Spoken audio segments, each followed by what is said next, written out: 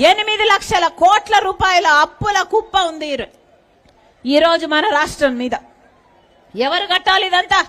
పైగా చెప్తారు మేమంతా బటన్ నొక్కడానికట, బటన్ నొక్కడానికే అప్పులు చేశారట. మీరు బటన్ నొక్కేది కేవలం 55,000 కోట్ల రూపాయలు, అంటే 5 సంవత్సరాలు వేసుకున్నా కూడా 2.5 లక్ష కోట్ల రూపాయలు.